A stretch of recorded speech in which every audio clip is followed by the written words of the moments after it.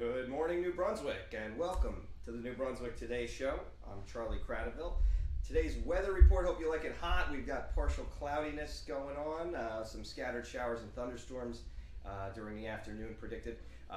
Near record high temperatures today. We're expecting to be at 91 degrees Fahrenheit, and chance of rain is 40%. Now, there's actually 3 schools here in New Brunswick in the city that are going to have an early dismissal today. So parents and students at the Lincoln Elementary School, Livingston Elementary School, and the Roosevelt School should be aware of that. That early dismissal was announced yesterday shortly after 4:30 p.m. The reason for the early dismissal? Due to inclement weather. We asked the district's top officials to explain why some schools were getting out early and others not. Is there a different weather report for different parts of New Brunswick? It's only 5 square miles. The district hasn't gotten back to us yet. So early dismissal today is on for those 3 schools for students only. We've also got some traffic advisories for today, Friday, September 9th. You want to avoid Sanford Street. It'll be closed between Joyce Kilmer and Livingston Avenues until 4 p.m. And Wilcox Road over in Rutgers Village is going to be closed until 4 p.m. Thanks so much for joining us for today's episode of the New Brunswick Today Show. We've got a great show for you today. Our special guest is Gavin Rozzi. He's the founder and editor of 2 different online publications that have really shaken things up in Ocean County. And a lot of folks have actually compared the work that we're doing here in New Brunswick to what Gavin's been doing in his community. We're really looking forward to having him on the show, so stay tuned for that interview. Please take a moment to share this video on Facebook. You're on Facebook right now watching live. We're grateful for that, but share it with your friends. Share this video and get more people watching it.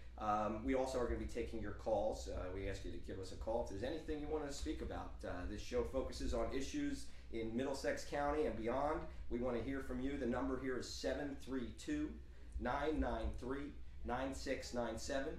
This is our 3rd show. We keep getting better every show. We're so happy to have you with us. And if you call, you can be the first caller. We want you to call the show, and we'll put you on the air, and we can talk about what you want to talk about. Today in New Brunswick, State Senate President Stephen Sweeney is going to be here for a press event with Mayor James Cahill, State Senator Bob Smith, and School Superintendent Aubrey Johnson. The group's going to visit the Redshaw Elementary School. And the event's supposed to focus on the value of early childhood education. They're going to tour the school, meet with educators and supporters, they say, to discuss the critical importance of investing in early childhood education and the need to expand the state's nationally recognized high-quality preschool programs. New Brunswick has a pre-K program that these folks say has proven to be successful, and they also say that it's going to be threatened if the Governor Christie's proposed flat funding education plan is enacted, and we spoke with Mayor Cahill. He said he's going to fight against that. So in other news, we took the day off of doing the show yesterday so that we could confront the Middlesex County Tax Board yesterday at their public meeting. As we reported yesterday, the tax board has been accused of shirking their constitutional responsibility to force towns to do what's called a revaluation to make sure all the property taxes in the town are equalized. And there's not any one advantage to one side of a town or another. Tax board hasn't forced the town to do that in more than 2 decades. They're the only one in the state that hasn't. And they also have an administrator who's been in office for decades and is put in retirement paperwork. But what we learned yesterday actually was that the administrator, Mr. Irving Verislav, even though he's put in his retirement paperwork, the tax board isn't even sure if he's really going to retire. So yesterday at the tax board, we asked the chairman, Mr. Richard Lorenzen, to speak to answer these questions about what the State Division of the Treasury has accused the board of doing, failing to fulfill their obligation. They even went so far as to say that the board members just demonstrated an astonishing lack of competence. And so we asked for Mr. Lorenzen to respond to that and also to clue us in on what's going to happen with Mr. Verislav. Here is that exchange from yesterday morning. Always taking the position that the board doesn't necessarily mandate revals because we don't want to put undue pressure on the municipality as far as their budgets. We've been strong advocates of home rule, and especially with the fact that there is now a 2% cap on local municipalities and their budgets, which wasn't there in years gone past. We do monitor municipalities' ratios and their coefficients, and we feel as the coefficients are strong, we haven't put the undue burden on them of mandating revals, and I think that's where we have a difference of opinion with the state. And I also wanted to ask what the plan is for getting a new, administrator for the office. I know Mr. Verislav's were going to retire. Well, I don't know if he is going to retire. I think when you reach a certain age, a lot of people put in their papers to protect their spouse in the event that something were to happen to them, if they qualify for pension credits. I do believe he's probably thinking about retirement more so than he has been in the past. If he does retire, the board will seek to fill his position, as the board typically is the group that does fill the position. But until he actually says he's retiring, there's nothing for us to do. Okay. And is the board satisfied with his services, his ability to serve at this point? Are you satisfied that he's up to the job? We're satisfied with his being the administrator over the last 20 years. He'll admit that he's had some health issues, and he's dealing with those. He's been in treatment for a variety of different things, and I think he is coming to terms with whether it's time to retire, but I can't speak for him. Okay. And why is he not here today? Do you know? I believe he's on vacation. Okay. Thank you very much. Thank you. Always taking the position that the board doesn't necessarily mandate revals because we don't want to put undue pressure on the municipality as far as their budgets. We've been strong advocates of home rule, especially with the fact that there is now a 2% cap on local municipalities and their budgets, which wasn't there in years gone past. We do monitor municipalities' ratios and their coefficients, and we feel as the coefficients are strong, we haven't put the undue burden on them of mandating revals, and I think that's what. Now, Mr. Richard Lorenzen, that was the man that was talking to me there. We wanted to find out where he works, so we did a trick that you can do. You go to fds.nj.gov, and you can actually find out where your public officials get their money. So you might have heard of double dipping. Well, actually, Mr. Lorenzen is a new breed we haven't seen before. He's a septuple dipper. That means he has 7 public jobs. So in addition to the job at the tax board, which we reported yesterday, he makes $20,000 a year from, his financial disclosure form also lists 6 other public employers. He's the tax collector for the Township of Woodbridge. He's also the sewer utility administrator for the Township of Edison. He does something for the city of Rahway. That's news to us. He also is the treasurer of the Central Jersey Joint Insurance Fund. That's what we call a JIF. It represents many different towns. And he's also involved in the First Responders Joint Insurance Fund. And he also listed income from the Township of Woodbridge Board of Education. So those are all of his public jobs, but that's not all. He also has some interesting private employment. He apparently owns a company called Floors Plus. But much more interesting is that he's on the payroll at Hovnanian Homes, one of the biggest developers in the state. So we'll keep you posted on this story. Obviously, the Middlesex County Tax Board is coming under a lot of criticism from the state officials, and now we're going to work to shine a light on exactly what's going on there and what the future holds for Middlesex County. So stay tuned to New Brunswick Today, newbrunswicktoday.com for more on that. Like we said, we're taking your calls this morning, 732-993-9697. Our top story today is actually out of Perth Amboy. Last night we were at the Perth Amboy Board of Education, and basically this is a complicated thing, so I'm going to try to explain this as simply as possible. The Perth Amboy Board of Education is one of the few towns in New Jersey that wants to switch to having elections for school board in April.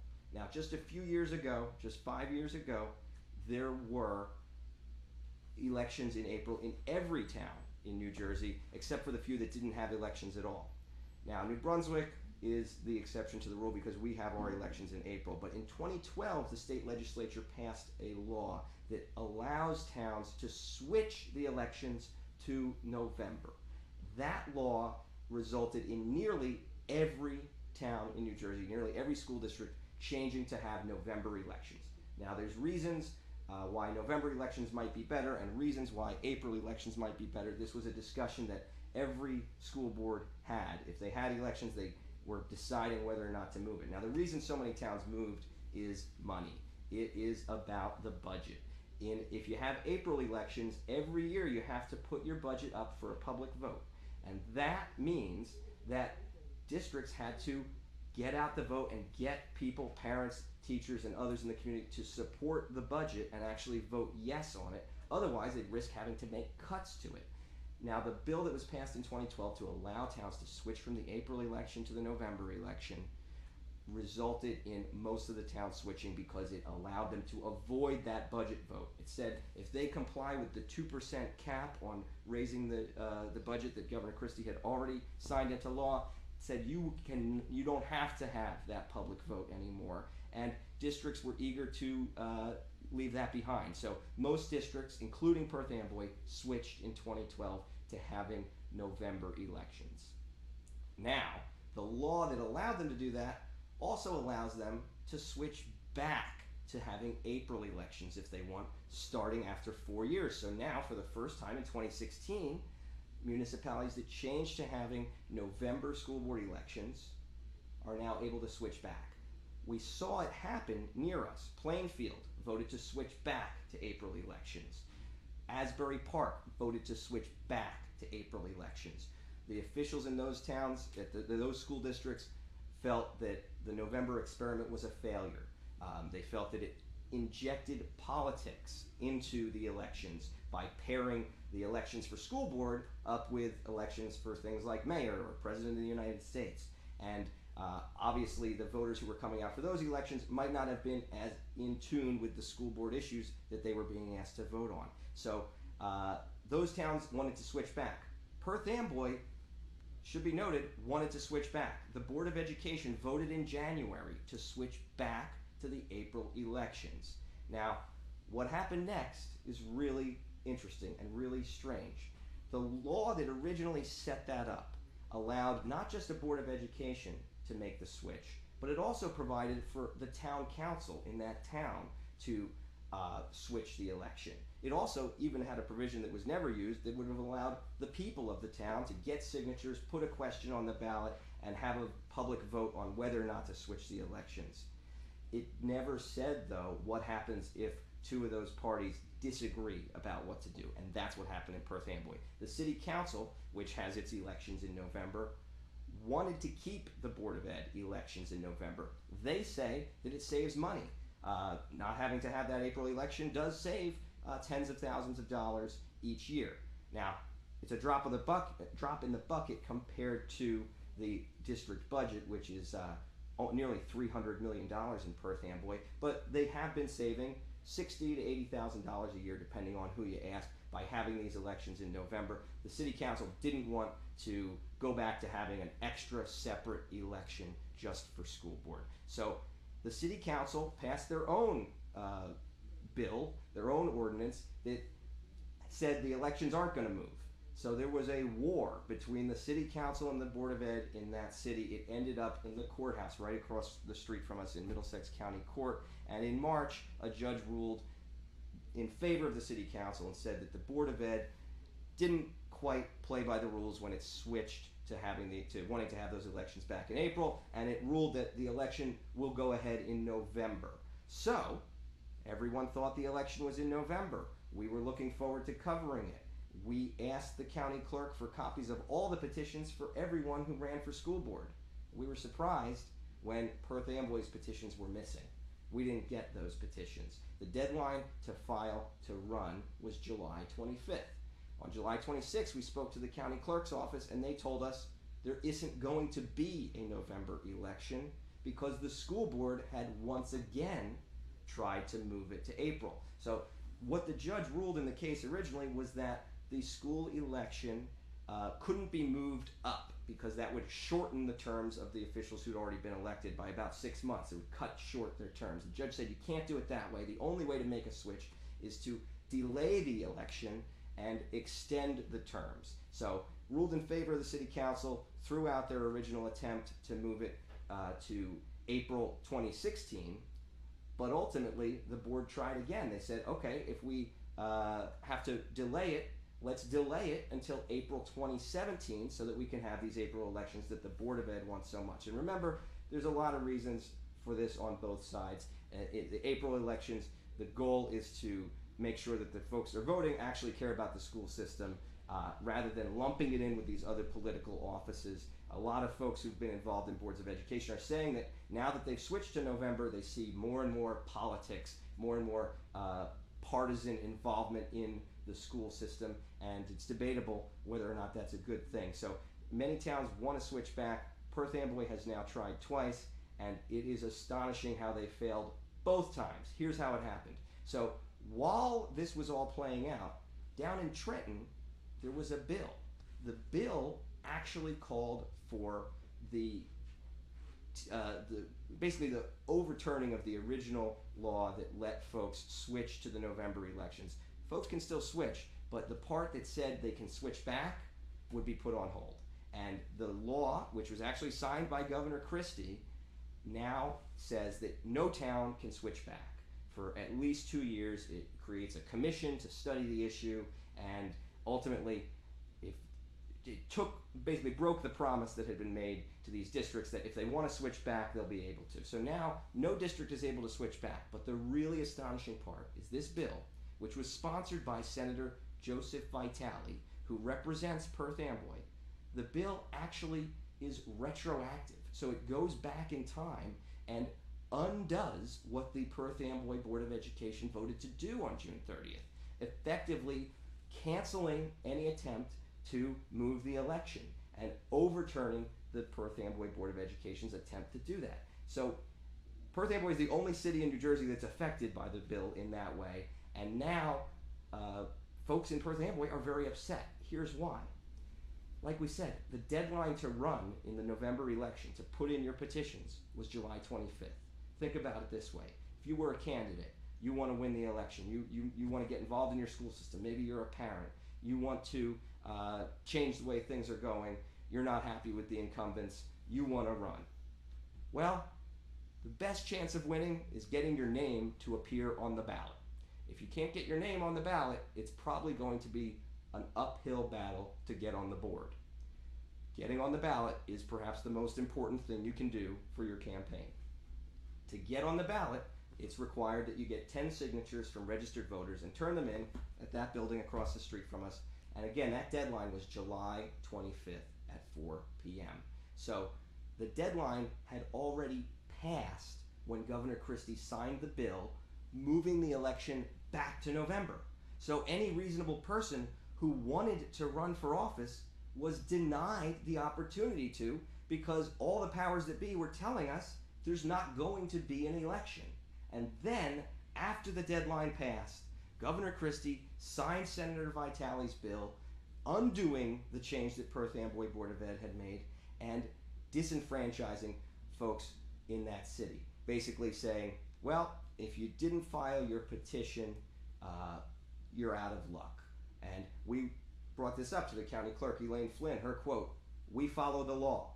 She says her hands are tied. She says there's nothing she can do. The statute says the deadline is July 25th. But this new state law that went out of its way to mess up what the Perth Amboy Board of Education has done has actually disenfranchised the entire community, because now voters aren't going to have as many choices as they might have had. So last night we went to the Perth Amboy Board of Education. We confronted the 3 incumbents who, despite passing that resolution to try to delay the election, they played it both ways, and they also submitted petitions on July 25th to run in the November election, the election that they were telling everyone wasn't going to happen. So we confronted them about this, and you'll be seeing that in a future New Brunswick Today article. But what we were really pleased to see is we weren't the only ones upset about this. There were actual community residents from Perth Amboy who showed up and spoke out against this injustice, against this unfair election. Now, we've covered unfair elections before, but this is unlike anything we've seen. This is a real concern here. Our country is supposed to be great because we have free and fair elections, but that is not happening in Perth Amboy this year. Unfortunately, the election is totally unfair because some folks had an advantage, an unfair advantage. They're able to get their name on the ballot because they had information about this bill coming down the way in Trenton, while others in the community didn't know and had every reason to believe that the next election wasn't going to be held until 2017. So here's the video from last night. We saw two great folks come out, a young woman, a student named Stephanie Rodriguez, and also Stanley Kierkowski, a regular at Perth Amboy meetings. Here's what they had to say about this issue. My concern that has kind of become more and more of a concern throughout the year, though, has been the date of the election of the Board of Education meetings. I want to make something clear. I am neither for the April elections nor for the November elections, but I am for a fair election. And this past year has been rough, with at least the citizens in figuring out when the elections are truly going to be. Because one entity would claim that it would be in November, and another would claim that it would be in April. We have to remember that we live in a form of a democracy. This is not 100% of democracy, but it's something known as a representative democracy. It bothers me that as a citizen, I have the two biggest entities in town not being able to agree on something that is, compared to other things on the scale, quite simple. It's tough to see how the city crumbles and how the trust gets lost between citizens because that sense of democracy no longer exists. And I also want to make it clear that I'm not blaming either side or either entity. My point is that things could have been done, and the biggest issue was that the voters' voice was never heard. The citizens should have had a vote, some sort of referendum, to decide whether or not the election, in their eyes or in our eyes, would be better in November or in April. And unfortunately, I don't want to say unfortunately, but now they're held in November, and there were people who were affected by this in ways that you might not be able to imagine. There's a handful of people that wanted to submit petitions and now they can't. People have been claiming that they no longer want to vote because trust has been lost. It's not the Board of Education or the city. The city was involved. The mayor got the state senator to sponsor a bill to have the election's going to be in November, even though the previous law says that the Board of Education makes that decision. Okay, has nothing to do with communication. But when you're talking about $275 million a year and turning this into a patronage pit, which the mayor wants, her attorneys, her accountants, her consultants, etc., that's what it was about. It was about money. Had nothing to do with students, because if it had to do with students, the mayor would have said, build the high school on the 32 acres on the other side of town. But she said no. A couple of big developers says, we want that land. So the mayor betrayed not only the residents of Perth Amboy, the students of Perth Amboy, generations of students. So again, it's about money. It's not about communications. Or Governor Christie, he signed the bill. It was supported by other multimillionaires in the state of New Jersey. Because again, the Board of Education in Newark is $1 billion a year. You know, it's a lot of money to be made at the student's expense. And that's what happened. Again, we had the right to do it. Mayor Diaz didn't want a referendum.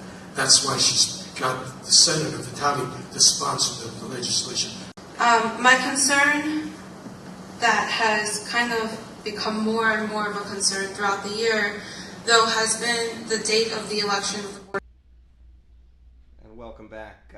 This is Charlie Cradville. We were at the Perth Amboy Board of Education last night. Those were a couple of concerned residents speaking out against the decision the switcheroo that keeps going on with the election date. It's been 4 different times that the election date has been switched now. Now, we asked the incumbents, and they basically, their answer to us was we're not going to answer your question at this point. So they did agree to meet, and it should be noted that the Perth Amboy Board of Ed last night passed a resolution authorizing their attorney, Jessica Kleen, to fight against Perth Amboy falling under this new law, but we'll see how successful they are. We asked what their strategy is, and they weren't willing to tell us. So we'll keep you posted on this story and much more at NewBrunswickToday.com. But right now, we're joined by a fellow newsman, a really impressive young man from Lacey Township, from Forked River, who started not one but two online publications that have really been shaking things up down in Ocean County. Ladies and gentlemen, Gavin Rossi. Thanks for joining us, Gavin. Thank you, Charlie. It's great to be here in New Brunswick today, and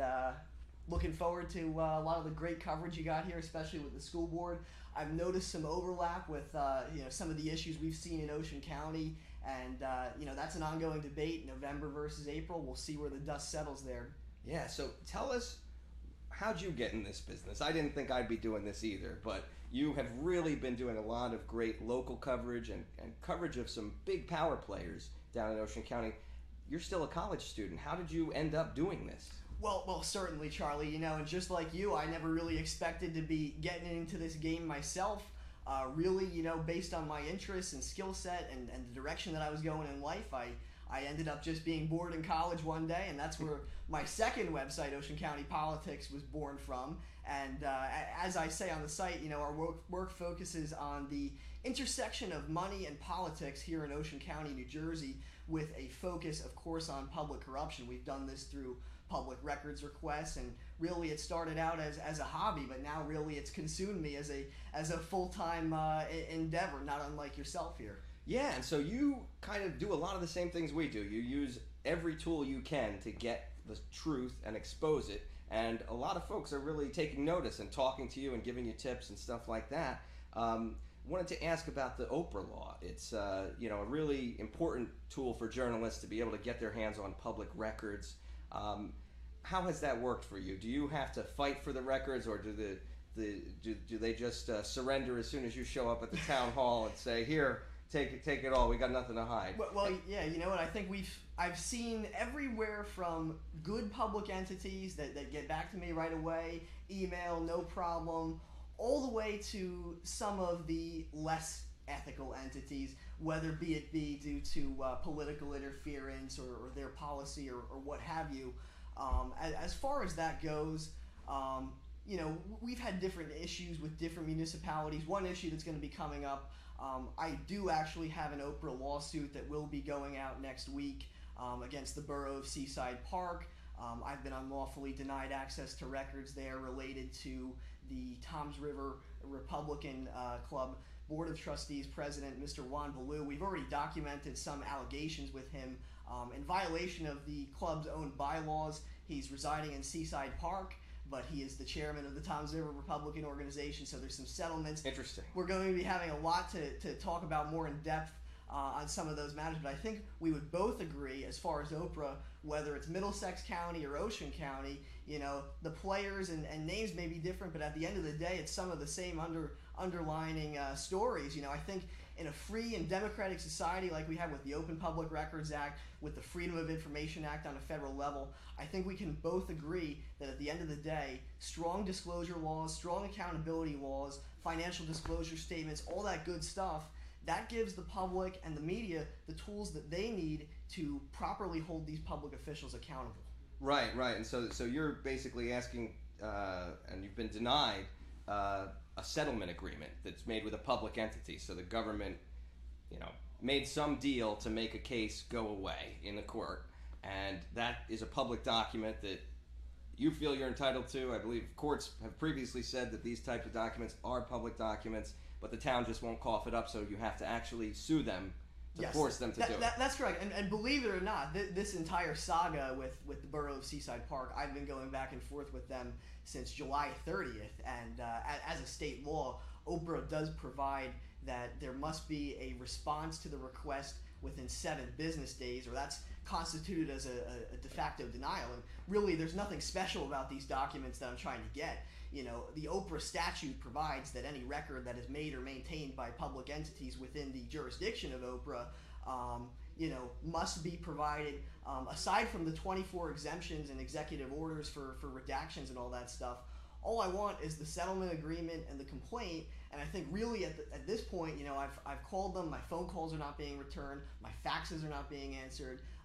Whether or not there's any sort of unethical activity here, I have yet to look at the evidence here, but it certainly creates the intimation here that there's something in this settlement agreement that they don't want the public to know about, and that has only motivated me to be more persistent in my efforts. Right. That's how you know when you're onto something. And really unearth this. Yeah. This is really going to be quite the saga. I'm being represented by the very excellent C.J. Griffin of the firm Pashman Stein. She is one of the most eminent Oprah attorneys, representing everybody from John Paff and all those fine Oprah warriors, as they're called. And we're going to keep up the fight for transparency, and that's an issue I intend to press every day in Ocean County and beyond. Great. Well, you're doing great work down there. I want to talk a little bit about both of your sites, because you started with a hyper-local site for your hometown, Lacey Township. I guess you thought there wasn't enough coverage going on, and you could fill that role. And it was such a hit that you have now rolled out a second site that focuses on the county and specifically on politics. Everybody should check out, if you haven't seen it yet, it's politicsoc.com. Really top-notch stuff on that site, as well as your original site. Tell us what sparked the decision to branch out and do more. Certainly, Charlie. Well, the thing is, I think there's a lot of parallels and overlap between what you've done here with New Brunswick Today and really making up for that lack of coverage of the mainstream media. In 2012, believe it or not, when I was a junior in high school, that's when I started LaceyReporter.com. And really, as a high school junior, did you say? Yes, that's correct. Wow. So you started your own hyper-local site, started covering local issues in your town as a high school junior. Wow, and that must have been a big hit. Sure. And the method to the madness was really, in Lacey Township, we're a small town in southern Ocean County, comprised of the Forked River and Winoka Harbor section, south of Toms River, right really at the heart of the Jersey Shore. We've got the serenity of the Pine Barrens and the majesty of the Barnegat Bay. We also have, fun fact about Lacey Township, the oldest operating nuclear power plant, Oyster Creek, in the entire country, Oyster Creek, since the 60s. So there's really been a lot of issues that have been concerned to our readers and our local residents. And the issue is that the traditional print and online publications that have been serving our area, they really would just not delve into these stories for whatever reason that may be, whether it's their business model or whatever. So my goal, it's hard work, right? My goal wasn't to really take anyone's market share, but it was to make up for this lack of information and lack of coverage. And it caught on like wildfire. We've really had a lot of attention in Lacey Township. And in this February is actually when I decided to branch out with Ocean County Politics, politicsoc.com, and really focus on a lot of these issues that are really slipping through the cracks as far as the mainstream media. Yeah, so now you get to go to different towns and do this, like you said, turn it upside down and really shine a light where there hasn't been transparency. So you're videotaping government meetings that have not usually been videotaped before. You're writing articles and filing Oprah requests and delving into some issues. You cover all sorts of things. It ends up including developments that are planned, or ethics complaints and lawyers and all kinds of stuff. What are your, what do you really enjoy covering? What's your favorite kinds of stories to Sure. to delve into? We've had a lot of interesting stories that have come up over the summer. And one of the stories that you reported on here, you mentioned that one of the people was tied to Hovnanian. There was actually a very controversial project involving Hovnanian on the site of a former uranium mine in Manchester Township, the next town. Oh, that was the giant one. Yeah, right? They wanted to build 6,543 homes. They said a city, this came from Jeff Tittle of the New Jersey Sierra Club. They alleged that this plan they wanted to build was the city a size of Perth Amboy or New Brunswick here in the middle of the protected Pine Barrens. So that was of concern to a lot of both environmentalists and residents. So we were there with video coverage of some of those very contentious planning board meetings. Yeah, some people said some interesting things. I remember this was one that was new to me. The planning board member said to a lot of the older folks in the room, said, "Well, by the time this is built, you guys are probably going to be dead." Right, that was the logic. That was a very I guess you logic. could say creative reason in Right. support of such a project, because Manchester Township in Ocean County, similar to Atlantic City and a lot of these towns that have had kind of one major industry that has driven their economy, in Manchester Township there's not a lot you can build in some of these protected Pine Barrens areas, and for good reason. Right. So they traditionally have a lot of senior developments, retirement communities, and that's really what comprises their tax base. And clearly their residents were alarmed by the tone and rhetoric being expressed by one of the planning board members in that regard. And believe it or not, that project ended up getting tabled. Mayor Ken Palmer from Manchester, under their form of government there, he did exercise his right to veto that redevelopment ordinance. We've covered, that wasn't the first redevelopment plan we've covered. There's another controversial project in South Toms River where they have the site of an uncapped landfill that they want to build townhomes on.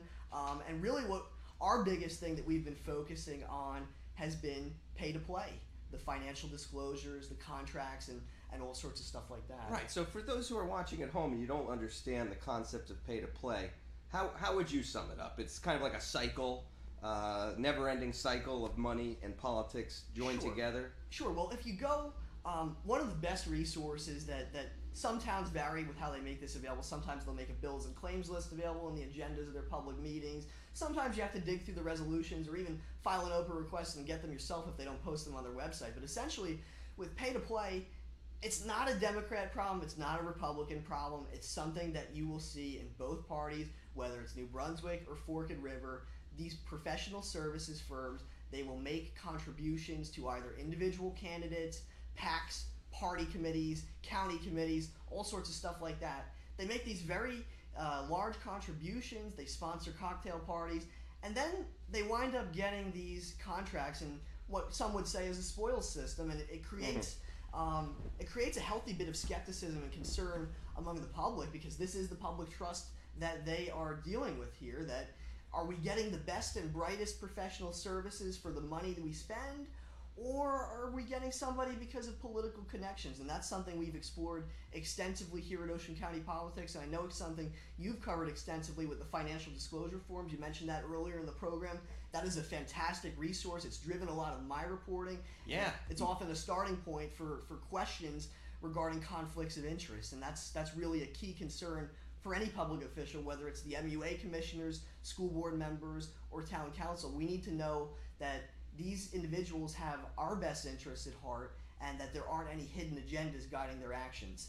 Absolutely, yeah. And so the thing I really love about your site is you're not afraid to say it like it is and actually really try to educate people. So one of the articles you can find at Politics OC is how to file an ethics complaint, which I think is something that everyone who follows this stuff should really know, because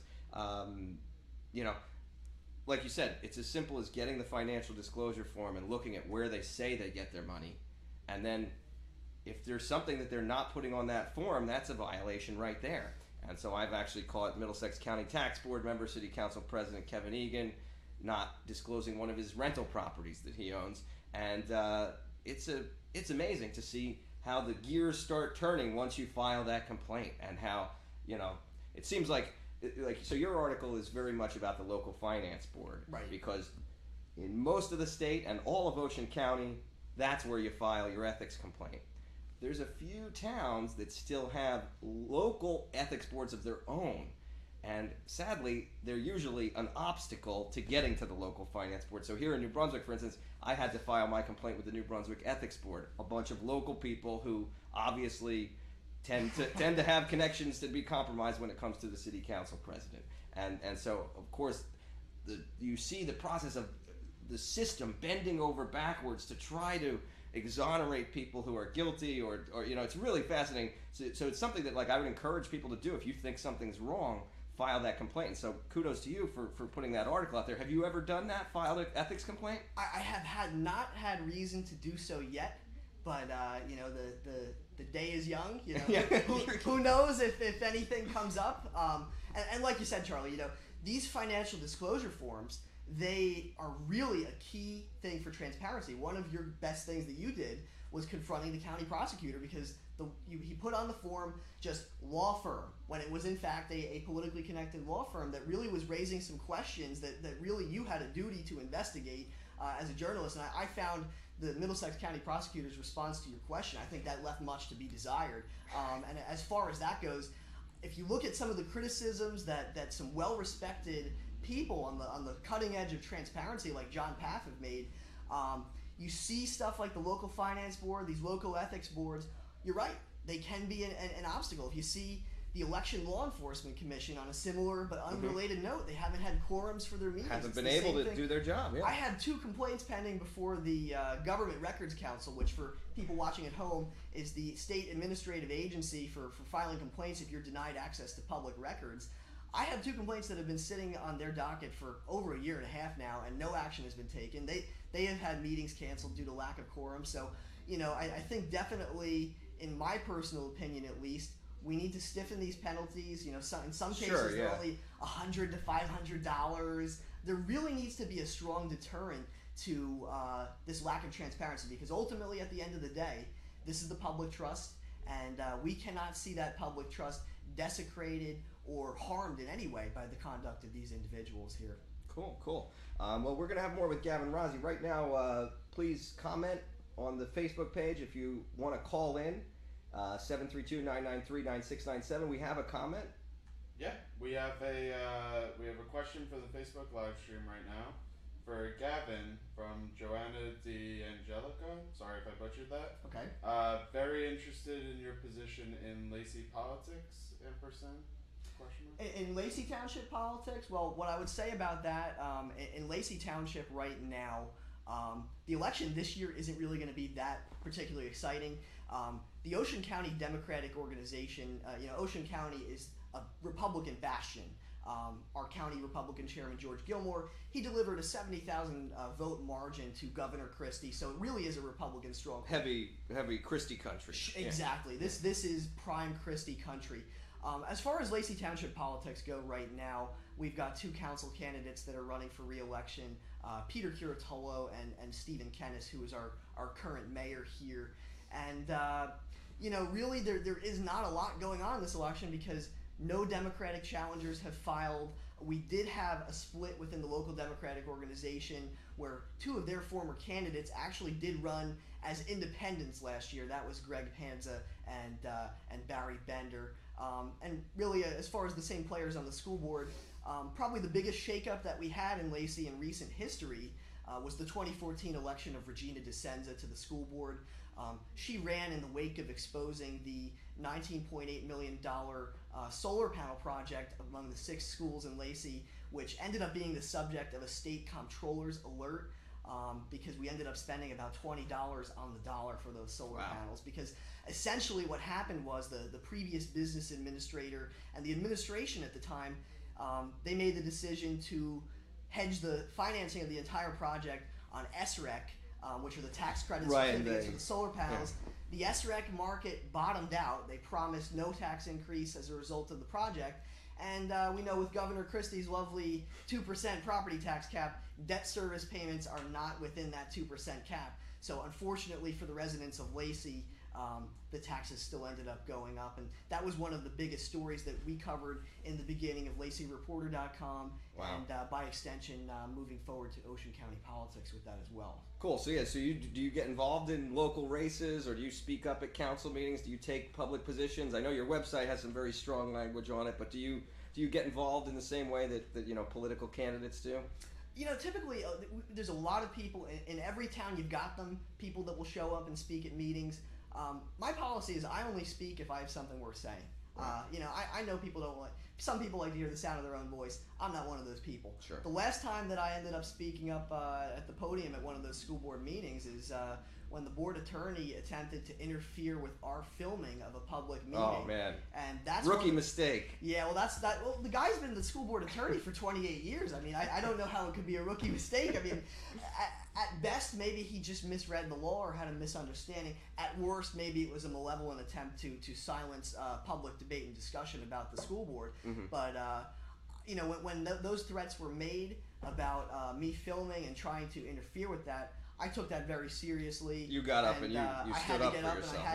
I had to give them a little bit of a reminder about the Terrace v. Borough of Pine Hill, New Jersey State Supreme Court decision, which explicitly affirmed the right of the public to film open public meetings within the jurisdiction of the Open Public Meetings Act. So I actually did end up speaking at the podium last night at the Little Egg Harbor Township Committee meeting, which was a very contentious affair. Yeah, you've been covering a whole sordid kind of case that's unraveling in that little tiny town. Tell us what happened last night. Yes, certainly.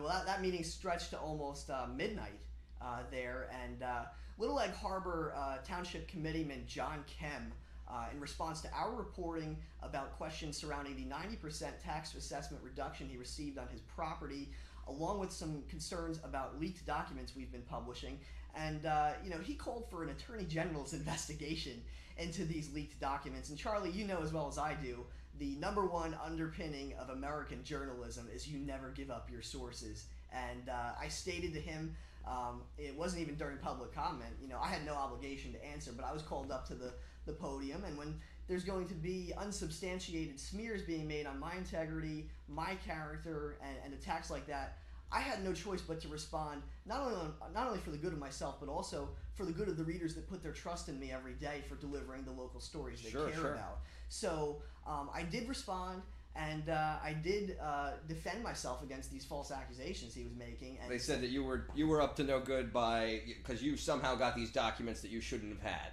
Yes. Right. Been there. Classic. That's when you know they're guilty.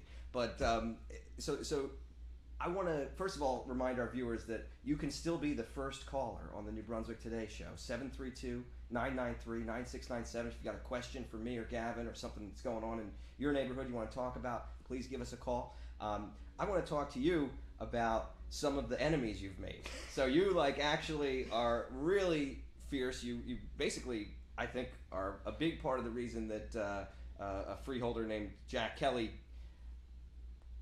got his nomination to the was it the parole board? Yes, Governor Christie, Freeholder Kelly. If you look at an objective review of the facts and records, you can say that Freeholder Kelly, over his tenure as an Ocean County freeholder, he's one of the longest serving freeholders in the state. Right. Our county freeholder board, we have had one-party Republican rule in Ocean County since 1989. The last two Democrats to be elected to the Ocean County Board of Chosen Freeholders was former Toms River Mayor Paul Brush, along with his running mate Mark Troncone, who is now an Ocean County Superior Court judge. So we've had one-party rule there. And just like you mentioned with the issues surrounding the Middlesex County Tax Board, the issues down in Ocean County really are quite similar, because Freeholder Kelly has been the beneficiary of several invented public positions that have mainly come courtesy of strings pulled by Ocean County Republican Chairman George Gilmore. Right, him and his family tend to get a lot of jobs that aren't necessarily advertised to everybody else or didn't exist before. Exactly. What has happened is Freeholder Kelly, they created a position for him as airport analyst at the Atlantic City International Airport. The job description called for a college degree along with aviation experience. Freeholder Kelly only has a high school diploma, so objectively, he did not meet the qualifications for that job. You probably have more aviation experience with your drone, right? Yes, of course. I've done aerial photography. My neighbor Alan Baker, he actually is a builder, so I've been working with him to showcase some of the work he's been doing with his construction sites and all that good stuff, and also using it for journalism purposes. We used the drone in Lacey Township. The first journalistic use of the drone was earlier this year. We did an investigation into some of the questionable environmental practices of the sand mines operating in the middle of the Pine Barrens.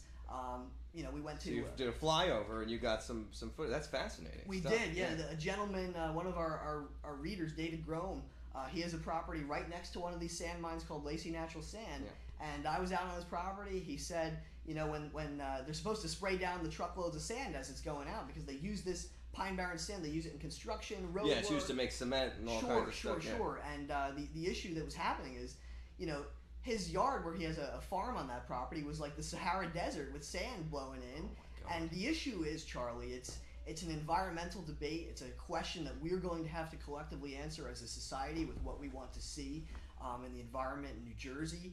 But these sand mines, when they dig down so deep and they really take everything out there, there's no remediation done to these sites. They're not required to really do anything. It becomes a public safety hazard. In the next town over in Manchester, at that same site where they wanted to build 6,543 homes, they did a sand mine there too. And someone actually drowned and died from swimming in the water there from the abandoned sand mine. So it ultimately ends up becoming a liability for the township later on and public safety. So there's really definitely a lot of concerns to be explored in that area. Wow. So you're really off to a great start with your career. You're doing some amazing stuff. And I know that you, so not only did you call out Jack Kelly and you basically cost him that parole board job. Correct. The governor appointed him, nominated him, said, this is the guy I want. And you kind of educated the public about different reasons why maybe he's not the best guy for the job. And he ended up backing out. So Yes. you accomplished that. You maintain a list of some of the worst officials. You deem the worst officials in Ocean County. You keep that on your website. You've also, you're not afraid to point out when the mainstream media is holding back or, has information and they don't share it with the public. And you've even, drawn the ire of other journalists who sometimes, criticize you. So you've got the Gilmore machine and even other journalists coming after you. Tell us about what it's like to be this kind of, person that a lot of people have strong opinions about, let's say. I like that way of describing it, Charlie. And certainly, the thing is, when you put yourself out there, obviously, you can't make everybody happy. I've accepted that fact from day one, but I think if you consider the source where a lot of this flack has been coming from, you did mention, there was another journalist. I'm not going to give this individual, I would use the term journalist loosely because of the content and editorial judgments that this individual made. I'm not going to mention his name and give him any more attention, but I think if you consider the source, if you consider that some of these individuals that have made such gratuitous attacks, they have not been objectively able to say, Gavin, what you wrote was false. It's more of they don't like Gavin because they attack of what he's other writing. things. They don't say it's false. They attack other things, and I know that well. Tell me what kinds of pushback have you gotten? So they tell you sometimes that you can't film a meeting when you're actually allowed to film the meeting. But have you had any other run-ins like police or any? How do they put the pressure on you? Believe it or not, I will say the police and law enforcement have been nothing but professional to me wherever I've gone. I've never had any issues with them there. Believe it or not, one of our biggest stories on Lacey Reporter when it first started, one of our contributors, Andrew Flinchbaugh, he was filming at the scene of a car accident in Lacey Township, and they actually tried to arrest him and confiscate his camera I remember as that was evidence. a big story. Yeah. In I don't know what sort of legal precedent they were trying to rely on, but long story short, after we ended up publishing the video that Mr. Flinchbaugh filmed, Prosecutor Coronado had to issue a public apology. He backtracked. He said drop we all were wrong. charges. Yeah. And I give him credit for admitting he was wrong, and Mr. Flinchbaugh ended up suing the prosecutor's office. And I can't speak on behalf of him, but in my opinion, I believe he wasn't. Some people tried to say, oh, he's looking for a payday or something like that. He got a $1,500 settlement. He donated all $1,500 of it to the Bernie Sanders campaign. And really focused on trying to make a difference in the best way that he could. As far as other blowback, you did mention Freeholder Kelly. On some of the videos that we have on the Ocean County Politics website, if you log on, there's a button that says video coverage with a picture of TV. I would encourage everybody to go take a look there. Yeah. We've had some stuff as far as blowback. Freeholder Kelly did complain. Freeholder Kelly did admit that he reads every comment posted on the site and was complaining about some questions that some people raised and publicly responded to some of our internet commenters, which is within his purview to do. He certainly has a right to make his side of the story known. And it shows you're making an impact when these guys say, not only do I read it, but I read all the comments. Sure. That's really something. And what happened last night at the Little Egg Harbor meeting, I have over 40 gigabytes of video to go home and render and process, so I promise everybody that wants to see what happened last night, it's coming and it'll be worth the wait, I promise you. But Little Egg Harbor Committeeman John Kem, who I've mentioned before, we've really exposed a lot in that town. I've published leaked documents that have indicated there were grand jury subpoenas served on their MUA. There is an active FBI investigation into some of the affairs of some of the players down there, including political boss Joe Mazzina, and Freeholder Kelly's relative, Michael Fromosky, who they wanted to make the new head of the Ocean County Jail. He was shot down from that position after outrage from the Correction Officers Union. The Little Egg Harbor officials, they were able to come in and save the day and invent a position for him there as a code enforcement officer.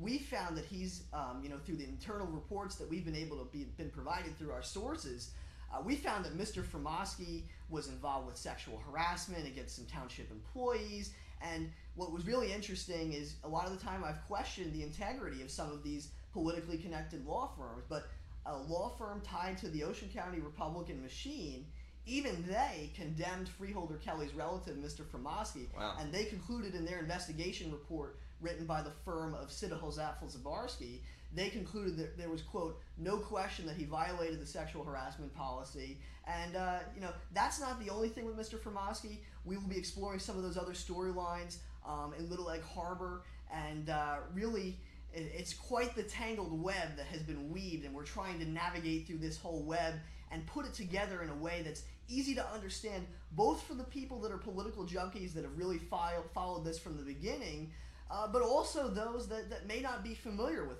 what's going on, and want to see how can they make a difference in their community, how can they be apprised of what's going on, and really what's the best way.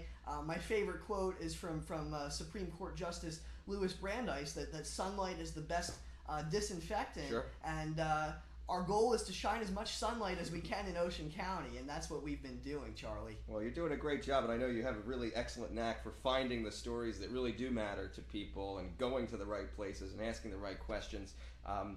Before we part ways, I just wanted to ask you to tell folks how they can support the work you're doing. I know you have a campaign to get people to make monthly contributions, monthly pledges to keep you doing what you're doing, and I think especially after meeting you and watching this interview, people are going to want to support the work you're doing. You're how old are you? I'm 19 years old.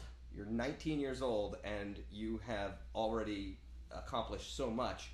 Imagine what you could accomplish with a little more support from the community. Tell folks how they can do that. How can they help? Certainly. And my whole ethos with this here is we're trying to be people-powered news written by and for the citizens of Ocean County, and we're telling the stories that have been suppressed for years. Traditionally, when you only have two major newspapers, really, some things tend to fall through the cracks, whether it's because of editorial judgments they've made or business considerations as far as advertising goes.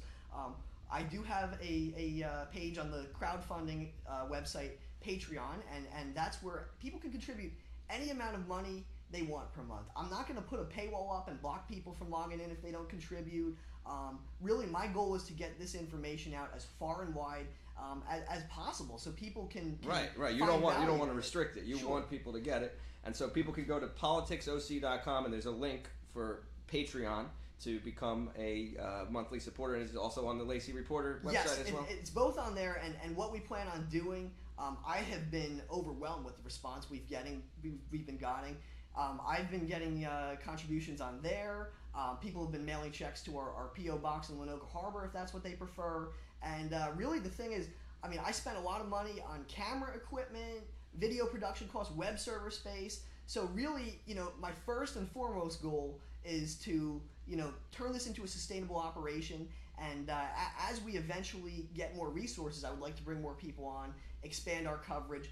People really enjoy our videos of local government meetings because some people, whether they're senior citizens or disabled, unable to make it out to these meetings, we're able to bring the local government into the living rooms and phones of all these people. We have people in Florida, people that moved away that want to see what's going on in Ocean County. And believe it or not, we have a lot of our biggest growing segment of readers. We have a lot of people up in northern New Jersey that for whatever reason they're enjoying the storylines and a lot of the stuff that's been happening in Ocean County. So it's our goal to continue delivering this coverage to our readers and see where that takes us. Great. Well, we wish you lots of luck. You've really, like I said, accomplished a lot as of now, and I think you have a very bright future ahead of you. So thanks for joining us today. Thank you at home for joining us. If you want to support politicsoc.com, check it out, look at the content, and please support Mr. Rozzi's fantastic work. You can also check out New Brunswick Today. Our August issue is still on newsstands. We're almost done with the September issue. We'll have it to you soon.